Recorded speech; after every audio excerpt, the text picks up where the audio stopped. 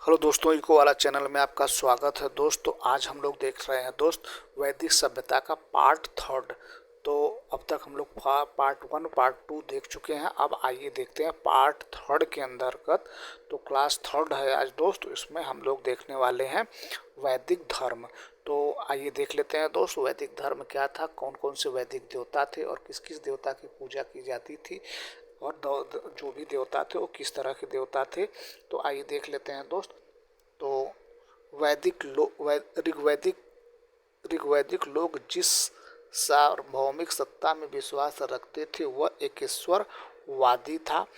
तो एकेश्वरवादी था। ऋग्वैदिक देवता जो थे, ऋग्वैदिक जो लोग थे वो एकेश्वरवाद में विश्वास करते थे दोस्त। ऋग्वैदिक अनेक देवताओं का अस्तित्व मानता है। ऋग्वेद में अनेक देवताओं का अस्तित्व माना गया है। इससे स्पष्ट होता है कि वे सार्वभौमिक सत्ता में विश्वास रखते हुए हुए भी बहुलवादी थे। ऋग्वेद देवकुल में देवियों की नगण्यता भी थी। सभी देवता प्रकृति शक्तियों के प्रतीक थे। प्रकृति के प्रतिनिधि के रूप में आर्यों के देवताओं को 3 श्रेणियों में बांटा गया है दोस्त। आर्य लोग अपने देवताओं को 3 श्रेणियों में बांटे हैं। पहला है आकाश के देवता। तो कौन कौन से आकाश के देवता हैं दोस्त? पहला है सूर्य, धौस, वरुण, मित्र, पूषण, विष्णु, सवित्रु, आदित्य, उषा, अश्विन। ये सभी देवता जो है इन्हें आकाश देवता की श्रेणी में बांटा गया है। अंतरिक्ष के देवता कौन है दोस्त? तो अंतरिक्ष के देवता कौन कौन है दोस्त, आइए देख ले। इसमें इंद्र है, रुद्र, मरुत, वायु, पर्जन्य, आप, मातरी, वसन। तो ये सब अंतरिक्ष के देवता। आइए देख लेते हैं पृथ्वी के देवता कौन कौन है दोस्त। तो पृथ्वी के देवता है अग्नि, सोम, पृथ्वी, बृहस्पति, सरस्वती आदि जो है वो पृथ्वी के देवता हैं, पृथ्वी लोक के देवता हैं। तो ऋग्वैदिक काल में देवताओं को 3 श्रेणियों में बांटा गया है, आकाश के देवता, अंतरिक्ष के देवता और पृथ्वी के देवता।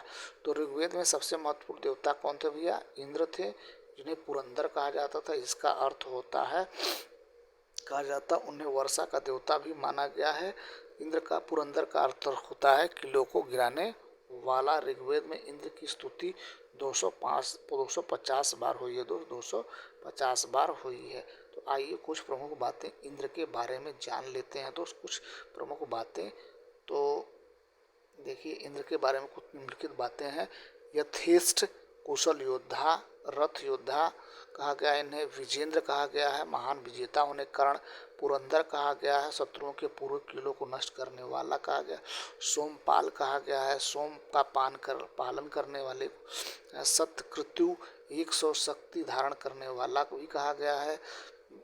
वृत्रहन, वृत्त राक्षस का संहार करने वाला भी कहा गया है। मधवा दानशील होने के कारण। अगला आगे देख लेते हैं।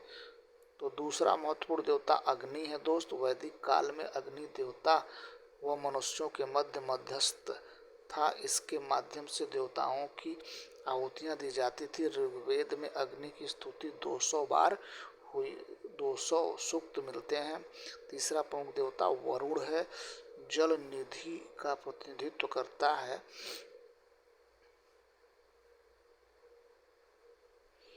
अगला देख लेते हैं दोस्त, अगला क्या है भैया?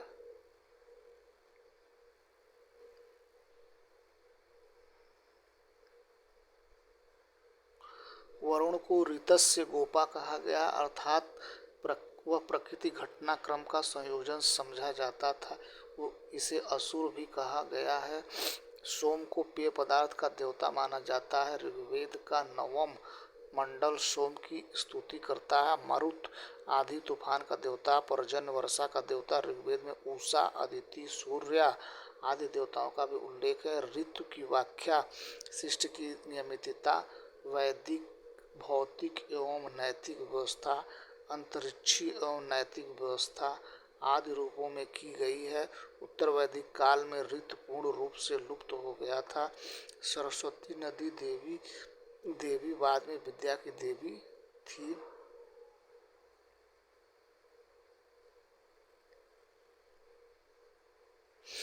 ऋग्वेद के एक मंत्र में रुद्र शिव को त्रयंबक कहा गया है। देवताओं की उपासना की मुख्य स्तुति पाठ करता है, यज्ञ बलि अर्पित करता था। स्तुति पाठ पर अधिक जोर था। इंद्र और अग्नि समस्त जन द्वारा दी गई बलि ग्रहण करने के लिए आहूत होते थे। बलि या आहूत में शाक, जौ आदि वस्तुएं दी जाती थी। याज्ञाहुति के अवसर पर अनुष्ठानिक याज्ञिक मंत्र पढ़े जाते थे। ऋग्वैदिक काल में लोग अपने देवताओं को संतति, पशु, अन्न, धान्य, आरोग्य आदि पाने की कामना से उनकी उपासना करते थे। पूषण ऋग्वैदिक काल में पशुओं के देवता थे। उत्तर वैदिक काल में शूद्रों के देवता हो गए थे। दोस्त, अरण्यानी ऋग्वैदिक काल में जंगल की देवी कही जाती थी। दोस्त, अरण्यानी ऋग्वैदिक काल में जंगल की देवी थी। अगला देख लेते हैं दोस्त, आइए आगे देख लेते हैं दोस्त अगला। अब आइए देख लेते हैं, अभी तक हम लोग ऋग्वैदिक काल देख रहे थे दोस्त, अभी तक हम लोग ऋग्वैदिक काल देख रहे थे। अब आइए हम देख लेते हैं उत्तर वैदिक काल। तो उत्तर का वैदिक काल का प्रारंभ कब से कब होता है, ये सब चीज़ें आइए देखते हैं। और इसमें धार्मिक व्यवस्था क्या थी, आर्थिक स्थिति क्या थी, किस प्रकार की प्रगति हुई ऋग्वैदिक काल से उत्तर वैदिक काल में। तो ठीक है, देखते हैं दोस्त, आइए।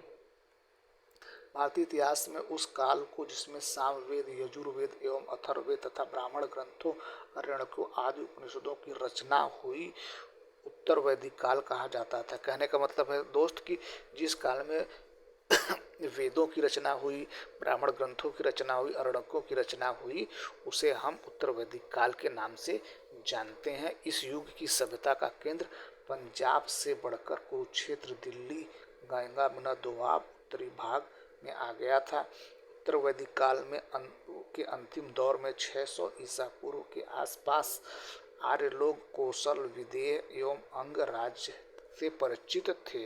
मतलब इस राज्य के बारे में धीरे धीरे आर्य जानने लगे थे। इस संस्कृति का मुख्य केंद्र क्या था भैया, मध्य देश था, मध्य देश था। पुरु और भारत मिलकर कुरु और तुअर्सु एवं क्रीवी मिलकर पांचाल कहलाए।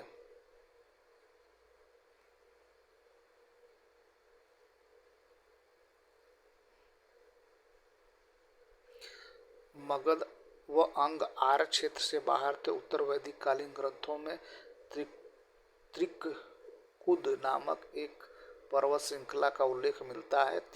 तैतरी अरण्यक के क्रौच और मैनाक पर्वतों का उल्लेख मिलता है। कौशिकी उपनिषद में दक्षिण से एक पर्वत का उल्लेख मिलता है। शतपथ ब्राह्मण में उत्तर वैदिक कालीन रेवा, नर्मदा नदी, सदा, नीरा नदियों का उल्लेख मिलता है। अथर्ववेद में मगध के लोगों को व्रात्य कहा जाता था। दोस्त, अथर्ववेद में मगध के लोगों को क्या कहा गया भैया, व्रात कहा गया है। दोस्त, अगला देख लेते हैं दोस्त, आइए। राजनीतिक व्यवस्था, उत्तर वैदिक काल का राजनीतिक व्यवस्था कैसा था, आइए देख लेते हैं दोस्त। तो ऋग्वैदिक काल में कबीले पर शासन करने वाला राजा अब उस प्रदेश का शासन करने लगा था। कहने का मतलब है दोस्त, जो ऋग्वैदिक काल में कबीले पर शासन करने वाला करने वाला राजा अब उस प्रदेश का शासक कहलाने लगा। उपनिषद काल में अनेक राजा ऐसे हुए जो ब्रह्म ज्ञान तथा आध्यात्म चिंतन से जुड़े थे। इनमें प्रमुख थे विदेह के जनक, कैकेयी के अश्वपति, काशी के अजातशत्रु और पांचाल के प्रवाहरण जबालिक। राज शब्द जो प्रदेश का सूचक है, पहली बार इस काल में प्रकट हुआ। आरंभ में पांचाल एक कबीले का नाम था, परंतु बाद में वह प्रदेश बन गया। मतलब एक कबीले का नाम था जो बाद में धीरे धीरे उत्तर वैदिक काल में राज्य बन गया, प्रदेश बन गया। उत्तर वैदिक काल में पांचाल सर्वाधिक विकसित राज्य था। शतपथ ब्राह्मण में इन्हें वैदिक सभ्यता का सर्वश्रेष्ठ प्रतिनिधि कहा गया है। दोस्त, उत्तर वैदिक काल में राजतंत्र ही शासन का आधार था, पर कहीं कहीं पर गणराज्यों के भी उदाहरण मिलते हैं। कहने का मतलब है कि उत्तर वैदिक काल में राजतंत्र व्यवस्था चालू हो गई थी। अथर्ववेद में परीक्षित को मृत्युलोक का देवता माना गया है। ये मोस्ट इम्पॉर्टेंट है दोस्त। ये अथर्ववेद में परीक्षित को किस लोक का देवता बताया गया है, तो मृत्युलोक का देवता कहा गया है। सभा एवं समिति इस समय भी राजा की निरंकुशता पर रोक लगाती थी। तो सभा और समिति दो संस्थाएं थी जिसका उल्लेख सर्वप्रथम अथर्ववेद में मिलता है। तो आइए आगे देख लेते हैं। ऐतरेय ब्राह्मण में ही राज्य की उत्पत्ति या राजा की दैवीय उत्पत्ति संबंधी विवरण मिलता है। अब राजा सामान्य उपाधियों के स्थान पर राजाधिराज, सम्राट, एकराट जैसी उपाधियां धारण करता था। मतलब उत्तर वैदिक काल में अब राजा, राजाधिराज, सम्राट, एकराट जैसी उपाधियां धारण करता था। अर्थात कहने का मतलब यह दोस्त कि पहले ऐसी उपाधियां राजा नहीं धारण करते थे, कबीलाई जीवन व्यतीत करते थे, कबीले का प्रमुख होते थे। तो उसके संदर्भ में जब उत्तर वैदिक काल आया तो उसमें राजा उपाधियां धारण करता था। तो ऐतरेय ब्राह्मण मंडित शासन प्रणाली के बारे में आइए कुछ प्रमुख। तो क्या होता था, पूर्व के साम्राज्य में सम्राट होता था दोस्त, पश्चिम में स्वराज जिसे स्वराट कहा जाता था, उत्तर वैराज जिसे विराट कहा गया है, दक्षिण में भोज जिसे भोज कहा गया है, मध्य देश में राजा कहा गया है। उत्तर वैदिक काल में नियमित करों की प्रतिष्ठा स्थापित हुई। यजुर्वेद में राज्य उच्च पदाधिकारियों को रत्निन कहा जाता था। ये राज परिषद के सदस्य थे। आगे देख लेते हैं रत्नियों की सूची में राजा के संबंधित मंत्री, विभागाध्यक्ष एवं दरबारी गण आते हैं।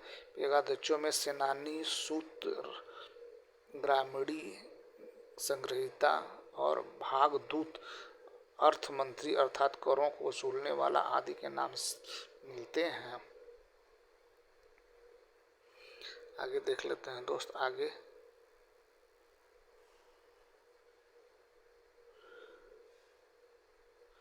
स्थपति तथा शतपति नामक दो प्रांतीय पदाधिकारी का नाम मिलते हैं। स्थपति सीमांत प्रदेश का प्रशासक अथवा न्यायाधिकारी तथा शतपति 100 ग्रामों के समूह का अधिकारी था। सभा श्रेष्ठ जनों की संस्था थी तथा समिति राज्य की केंद्रीय संस्था थी। तो सभा जो थी वो श्रेष्ठ जनों की संस्था थी, समिति राज्य की केंद्रीय संस्था थी दोस्त, जिसे जन सामान्य की संस्था भी कहा जाता था। तो इसे जन सामान्य की संस्था भी कहा जाता। समिति की अध्यक्षता राजा स्वयं करता था। समिति की अध्यक्षता करने वाले को ईशान कहा जाता है दोस्त, मोस्ट इम्पॉर्टेंट है। सभा को अथर्ववेद में नरनिष्ठा भी कहा गया, ये मोस्ट इम्पॉर्टेंट है। इस काल में विदव का उल्लेख नहीं मिलता है। तो कहने का मतलब ये दोस्त कि उत्तर वैदिक काल में जो 3 संस्था थी, सभा और समिति और विदव, तो इसमें से विदव का उल्लेख नहीं मिलता है। तो उत्तर वैदिक काल में भी राजा का कोई अस्थायी सेना नहीं रहता था। राजसू यह यज्ञ केवल राज्याभिषेक हेतु होता था। इस अनुष्ठानिक यज्ञों से प्रजा को यह विश्वास हो जाता था कि उसके सम्राट को दिव्य शक्ति मिल गई है।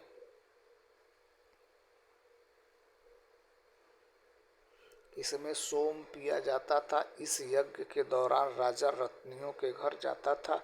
अश्वमेध यज्ञ, इस यज्ञ से राजा द्वारा छोड़ा गया घोड़ा जिन जिन क्षेत्रों से बिना किसी प्रतिरोध के गुजरता था, उन सभी क्षेत्रों पर राजा का एक छत्र राज्य स्थापित हो जाता था। अर्थात यह शक्ति का घोतक था। यह राजकीय यज्ञों में सर्वाधिक प्रसिद्ध और महत्वपूर्ण था। वाजपेय इस यज्ञ से राजा रथों की दौड़ का आयोजन करता था, जिसमें राजा को सहयोगियों द्वारा विजयी बनाया जाता था। यह खाद्य एवं पान से संबंधित था।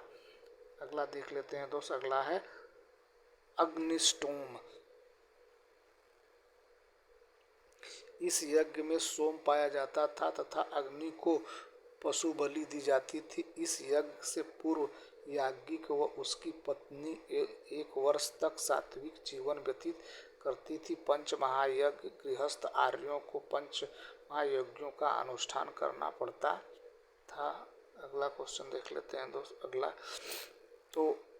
अगला क्या है भैया, ब्रह्म यज्ञ या ऋषि यज्ञ, पठन पाठन या प्राचीन ऋषि के प्रति कृतज्ञता।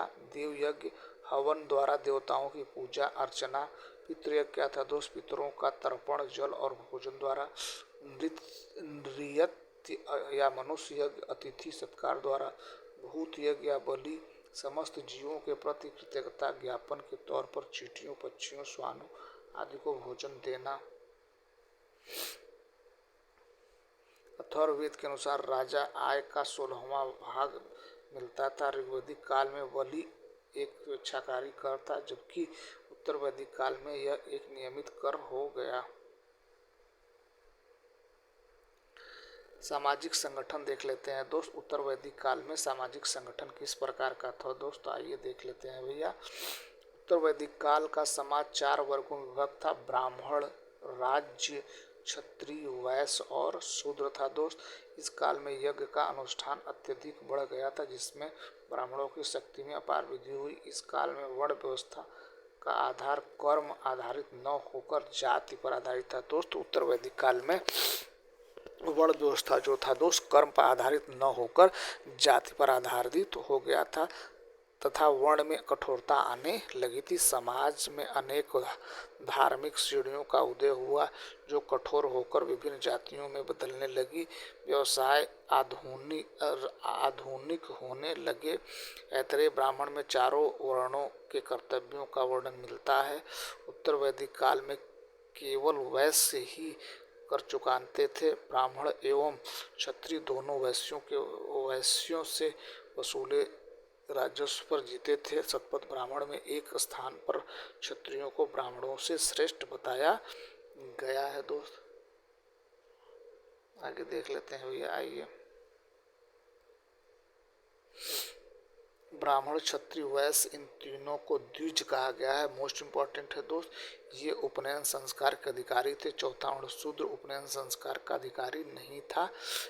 ये उत्तर वैदिक सभ्यता में यह सब प्रचलित था। आगे देख लेते हैं दोस्त, आइए अगला।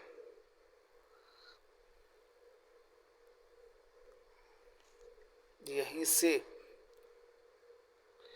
से ये शूद्रा का अपात्र या आधारहीन मानने की प्रक्रिया शुरू हो गई। शिल्पियों में रथकार आदि जैसे कुछ वर्गों का स्थान ऊंचा था। उन्हें यज्ञोपवीत पहनने का अधिकार प्राप्त था। सामान्यतः उत्तर वैदिक कालीन ग्रंथों में 3 उच्च वर्णों और शूद्रों के बीच विभाजन रेखा देखने मिलती है। ऐतरेय ब्राह्मण में राजा के लिए कहा गया है कि ब्राह्मण जीविका चलाने वाला और दान देने वाला। उत्तर वैदिक काल में गोत्र प्रथा स्थापित हुई। फिर गोत्र बहिर्विवाह की प्रथा चल पड़ी।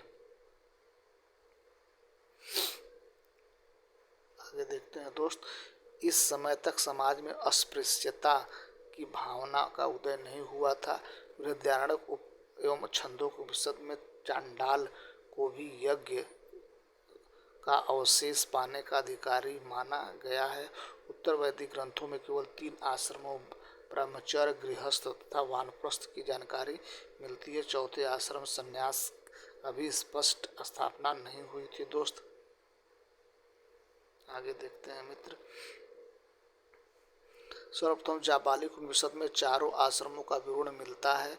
इस काल में स्त्रियों के लिए उपनयन संस्कार प्रतिबंधित हो गया था। ऐतरेय ब्राह्मण में पुत्री को कृपण कहा गया है।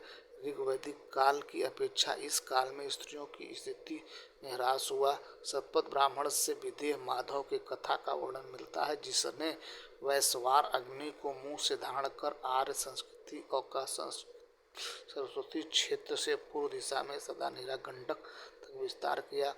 शतपथ ब्राह्मण में परिचक्रा का उल्लेख है, जहाँ के राज कैवल्य पंचाल को अवशेष यज्ञ या अनुष्ठान किया था। आगे देखते हैं दोस्त, शतपथ ब्राह्मण क्या है दोस्त। शतपथ ब्राह्मण में काम्पिल्य नगरी को पांचाल जनपद की राजधानी थी का उल्लेख मिलता है। किस ग्रंथ में दोस्त, शतपथ ब्राह्मण में। शतपथ ब्राह्मण के उल्लेख के आधार पर माना जाता है कि वैवस्वत मनु के समय में ही एक ऐसा जलप्लावन आया था जिसके कारण प्रलय जैसी स्थिति उत्पन्न हो गई थी। शतपथ ब्राह्मण और छांदोग्य उपनिषद में कैकेयी के राजा अश्वपति का उल्लेख मिलता है। शतपथ ब्राह्मण में अनेक विदुषी कन्याओं का उल्लेख मिलता है, जिसमें गार्गी, गंधर्व, गृहीता, मैत्रेयी आदि प्रमुख महिलाएं हैं। ये देखते हैं आगे। उत्तर वैदिक काल में स्त्रियों का पैतृक संपत्ति में अधिकार छिन गया। इस काल में स्त्रियों का सभा में प्रवेश वर्जित था। ऋग्वैदिक काल में उत्तर वैदिक काल में। तो ये रहा आज का प्रमुख टॉपिक और संदर्भ दोस्त। बाकी शेष संदर्भों के साथ कल फिर आपकी सेवा में हाजिर होते हैं। तब तक के लिए thank you so much watching this video. अगर हमारा प्रयास ठीक लगे दोस्त, हमारे चैनल को सब्सक्राइब करें, अपने दोस्तों को शेयर करें। Thank you so much.